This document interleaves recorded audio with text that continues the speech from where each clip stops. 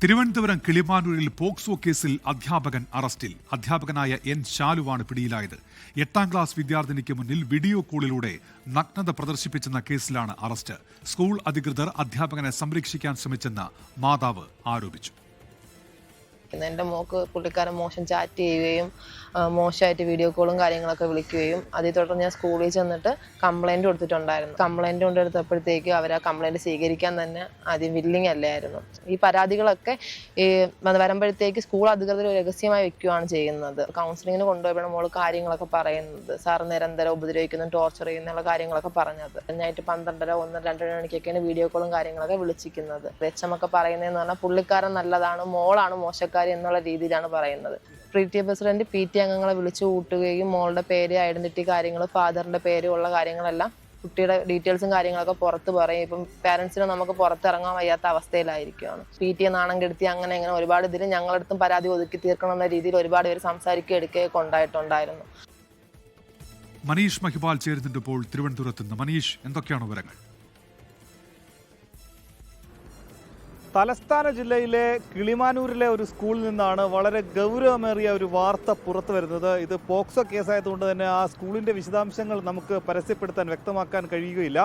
വളരെ ഗൗരവമേറിയ കേസാണ്. അതിൽ ആ സ്കൂളിലെ ബയോളജി അധ്യാപകരാണ് 8ാം ക്ലാസ്സുകാരിയായിട്ടുള്ള 12 വയസ്സുകാരിയോട് വളരെ മോശമായി പെരുമാറിയതും ഈ രീതിയിൽ ആ പെൺകുട്ടിയെ ലൈംഗികമായി പീഡിപ്പിക്കാൻ ശ്രമിക്കുന്നതിൻ്റെ ഭാഗമായ എന്ന രീതിയിലാണ് ഇയാൾ വീഡിയോ കോൾ നടത്തുകയും ഈ പെൺകുട്ടിയെ ഈ പെൺകുട്ടിയെ അശ്ലീലം കാണിക്കുകയും സ്വകാര്യ ഭാഗങ്ങൾ നഗ്നത പ്രദർശിപ്പിക്കുകയും ചെയ്തത്. സംഭവം നടക്കുന്നത് കഴിഞ്ഞ ഓണപരീക്ഷയുടെ കാലത്താണ്. പെൺകുട്ടിയുടെ ഫോണിലേക്ക്, പെൺകുട്ടിയുടെ അമ്മാവിൻ്റെ ഫോണിലേക്കാണ് ആദ്യം വീഡിയോ കോൾ ചെയ്യുന്നത്. സ്റ്റഡിയുടെ ഭാഗമായിട്ടാണ് എന്ന രീതിയിലാണ് ഈ പെൺകുട്ടിയെ ആദ്യം വീഡിയോ കോൾ ചെയ്യുന്നത്. അങ്ങനെ ഓൺലൈൻ ക്ലാസ്സിൻ്റെ പേരിൽ വീഡിയോ കോൾ ചെയ്ത് പെൺകുട്ടിയുമായി പരിചയപ്പെട്ടു, പെൺകുട്ടിയുടെ വീട്ടുകാരുമായി പരിചയത്തിലായി. പക്ഷേ പെൺകുട്ടി ഒറ്റയ്ക്ക് മുറിയിലിരിക്കുന്ന സമയങ്ങളിൽ മാത്രം ഇയാൾ സ്വകാര്യത പ്രദർശിപ്പിച്ചു തുടങ്ങി. അങ്ങനെ പെൺകുട്ടിയോടും സ്വകാര്യത ഈ രീതിയിൽ നഗ്നത പ്രദർശിപ്പിക്കാൻ ആവശ്യപ്പെട്ടു. പെൺകുട്ടി ഈ വിവരം പക്ഷേ പേടിച്ചിട്ട് വീട്ടുകാരോടൊന്നും പറഞ്ഞില്ല. പെൺകുട്ടി ദിവസങ്ങളോളം സ്കൂളിൽ പോകാതെയായി. ഭയന്ന് പുറത്തേക്ക് പോലും പോകാൻ പറ്റാത്ത അവസ്ഥയിലാണ് വീട്ടുകാർ ഒരു കൗൺസിലിങ്ങിന് കൊണ്ടുപോകുന്നത്. അങ്ങനെ കൗൺസിലിംഗ് എത്തിയപ്പോഴാണ് പെൺകുട്ടി ഈ വിവരം വെളിപ്പെടുത്തുന്നത്. അങ്ങനെ വീട്ടുകാരോട് ഈ വിവരം ധരിപ്പിച്ചു. വീട്ടുകാരത് സ്കൂളിൽ ഒരു പരാതിയായി കൊടുത്തെങ്കിലും സ്കൂൾ അധികൃതർ ഈ അധ്യാപകനെ സംരക്ഷിക്കാനും ഈ പരാതിയിൽ കഴമ്പില്ല എന്ന് കാട്ടി ഈ വീട്ടുകാരെ പിന്തിരിപ്പിക്കാൻ ശ്രമിച്ചു. പിന്നീട് വിദ്യാഭ്യാസ വകുപ്പ് മന്ത്രിക്ക് പരാതി നൽകി. വിദ്യാഭ്യാസ വകുപ്പ് മന്ത്രി അത് CWCക്ക് കൈമാറി. CWCയുടെ പ്രാഥമിക അന്വേഷണത്തിൽ അതിൽ കഴമ്പുണ്ടെന്ന് മനസ്സിലായി. കിളിമാനൂർ പോലീസിന് കേസ് കൈമാറി. കിളിമാനൂർ പോലീസ് അന്വേഷിച്ച് ഇപ്പോഴിതാ ഈ അധ്യാപകൻ്റെ, ബയോളജി അധ്യാപകൻ്റെ പേര് ശാലു എന്നാണ്, എൻ ശാലു.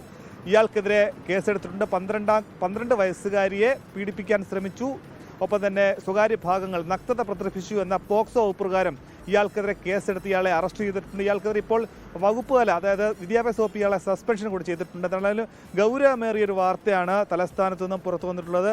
ഈ പെൺകുട്ടിയെ പീഡിപ്പിക്കാൻ ശ്രമത്തിൻ്റെ ഭാഗമായിട്ടായിരുന്നു ഇയാൾ ഈ രീതിയിൽ വീഡിയോ കോളിലൂടെ നഗ്നത പ്രദർശിപ്പിച്ചു എന്നതാണ് പോലീസ് അറിയിക്കുന്നത്. എന്താണെങ്കിലും വീട്ടുകാർ ഇപ്പോൾ ഈ കുടുംബത്തിനെതിരെ കൂടി കുടുംബം ഇപ്പോൾ സ്കൂളിനെതിരെ കൂടി പരാതി ഉന്നയിക്കുന്നുണ്ട്. സ്കൂളിൽ ഈ സംഭവം നടന്ന ശേഷം PTA യോഗം ചേർന്ന്, വിശദീകരണ യോഗം എന്ന രീതിയിൽ ചേർന്ന ശേഷം PTA പ്രസിഡന്റ് ഈ പെൺകുട്ടിയെയും വീട്ടുകാരെ അപമാനിക്കുന്ന തരത്തിൽ സംസാരിച്ചുവെന്നും പെൺകുട്ടിയുടെ ഭാഗത്താണ് തെറ്റെന്നും ഈ പെൺകുട്ടിയുടെ പേരും അച്ഛൻ്റെ പേരോടൊപ്പം വെളിപ്പെടുത്തിയെന്നാണ് നിലവിൽ ഈ കുടുംബം ആരോപിക്കുന്നത്. ഇതിനെതിരെ വിദ്യാഭ്യാസ വകുപ്പിനും പോലീസിനും പരാതി നൽകാനാണ് കുടുംബത്തിന്റെ തീരുമാനം.